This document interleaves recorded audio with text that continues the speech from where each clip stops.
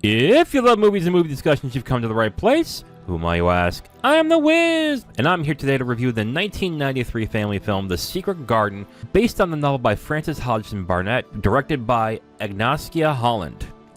I'm gonna guess I have said her name wrong for the past week. I'm sorry. The Secret Garden is a kind of strange movie because I honestly remember this movie. I don't remember seeing it. Now, I know for a fact I have never seen this film before. I distinctly remember this for one good reason. When I would watch cartoons after school, there would be commercials for this movie and A Little Princess for a long time. I remember these commercials for a long time. This is why, I remember certain scenes in the film because they would constantly sell this movie for VHS when I was watching cartoons around the time. Now, yes, if you guys know when my birth date is, that means, yes, I was watching cartoons when I was 11, 12, 13. Yes, I know. But come on. Animaniacs? Hilarious, right? And Batman the Animated Series. Come on, guys. Great series. I'm not even going to justify it. Anyway. So when I was looking at lists of films that remind people about fall, this movie came up, and I was like, you know what? I think it's about time I at least give this a shot. And I was actually surprised how the ratings are. This is adults who rate these movies. I'm looking at the ratings right now for IMDb and for Letterboxd, and Letterboxd has it at a 3.6 out of 5, which is really good.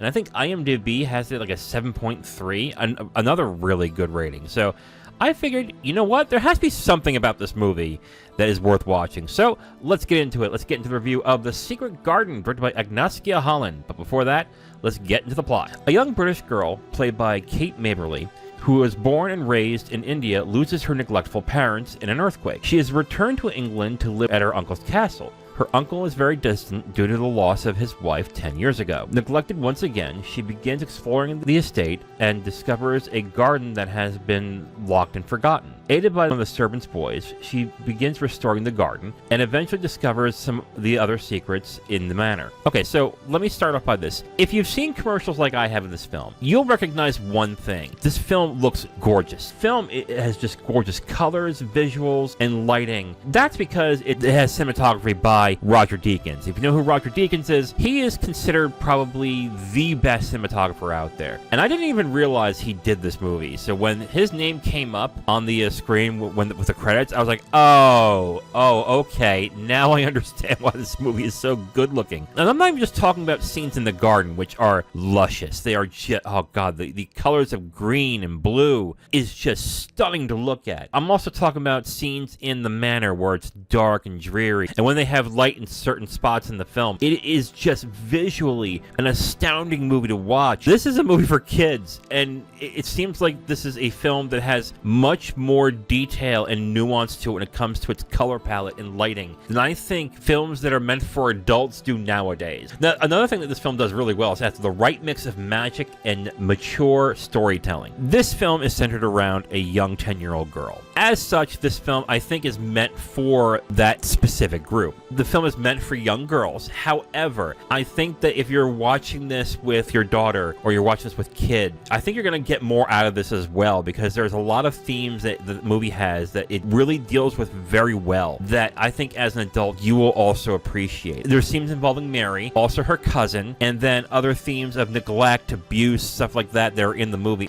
This is a PG movie, so it's not graphic in that end. It is very interesting how they deal with these types of themes. But if I'm going to be honest, this is definitely more for kids than it is adults, mainly because of the way that the kids are in this movie. There's still like a feeling of childlike whimsy to the movie, but it's just grounded to a point where adults will see what it is, whereas kids will probably think there's something more grand going on. But that's kind of why I think this film is still good today, and why I think more people, if they give it a shot, will really like this movie, because it has enough for where kids will probably look at it and go, oh, it's magic, it's this and that, and it's simple enough for them to enjoy, but adults will get the nuance from the movie that kids will not see. And then maybe when the kids get older and watch it again, they will see that depth in the movie. It just won't be apparent to them because the film doesn't dwell on those types of thematics, or they do it in such a subtle way that it's not obvious what's going on. It's not as upsetting. So I have no footnotes. Let's get into what I think. Overall, I am definitely going to recommend The Secret Garden. I think this is a gorgeous movie based on the visuals alone. But I also think there's a bit of artistry and good thematics in this movie. I think that if an adult had to sit down and watch this, they would enjoy it too. Would I say to an adult to take time into watching this right away? Probably not. I would say that if you have kids, specifically if you have a young girl who is into nature, I would say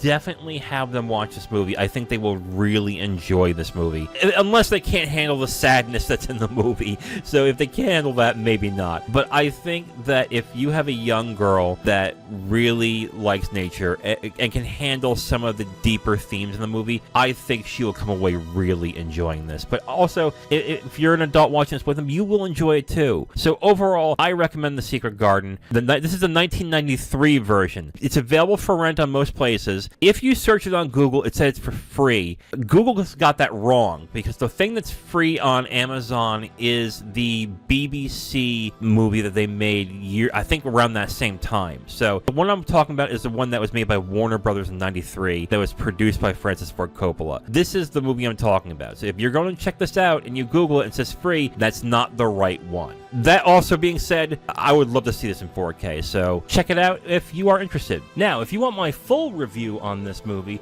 you can go to my website at IamTheWiz.com. You'll have my full written review right on the site, along with a link to the video that has this review that you've just listened to. Thank you for listening to this review. If you want to know what we're reviewing in the next couple of days, you can look on the screen right now to see what's coming up next. If you like what you heard, go ahead and leave a like on this video. If you want to discuss your opinion on the film or the review itself, please leave a comment. And if you want to hear more, subscribe to the channel. Thank you again for listening. I will talk to you next time.